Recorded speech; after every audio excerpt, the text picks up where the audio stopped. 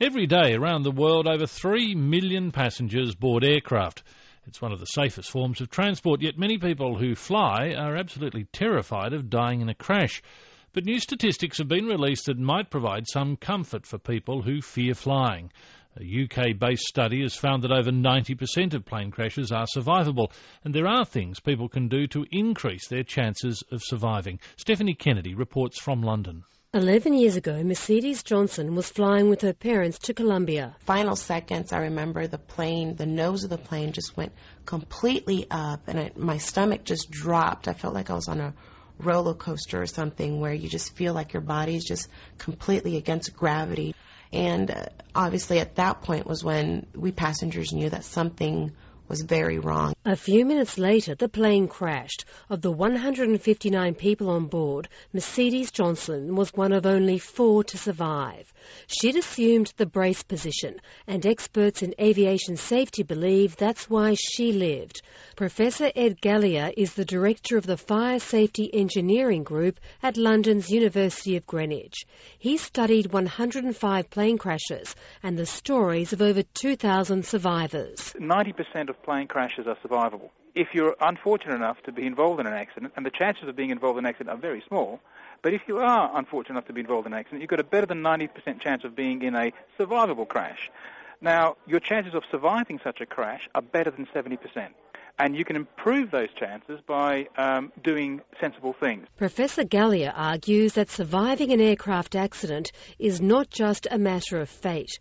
Where people sit on the plane can make all the difference between life and death. The average distance that passengers travel to an exit during an emergency evacuation is 7 seat rows.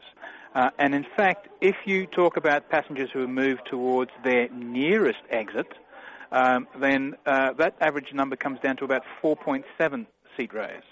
So what it's suggesting is that survivors are pretty close to viable exits. Is there an advantage if you sit on the aisle seat? Yeah, one of the some of the study that we've done suggests that there is a marginal benefit sitting on the aisle. You have a marginal advantage over sitting, for example, by the window. And how important is the brace position in surviving a crash? Does it actually work? The brace position is absolutely essential, and it's very important that people pay attention to the safety briefing and read the card. The whole purpose of the brace position is to limit the amount of injury that the passenger might sustain in these heavy impact landings, so that they are in a state that they can actually evacuate. By adopting the brace position, you're less likely to be concussed. You're less likely to have sustain broken limbs. And it's obvious that if you're unconscious due to concussion, you're not going to be able to evacuate. Professor Helen Muir of Cranfield University has examined the behaviour of passengers during evacuations, and she says wherever people are, they should have an exit strategy. I'm often asked, well, where should I sit in an aircraft to have the best chance of surviving? And sadly, I haven't got a good answer. You can't say, well, it's best to sit at the back because if the plane crash lands, it'll be the front where you'll have the most danger.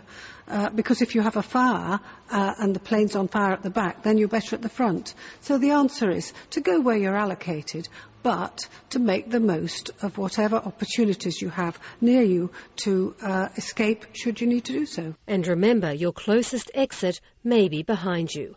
This is Stephanie Kennedy in London reporting for AM.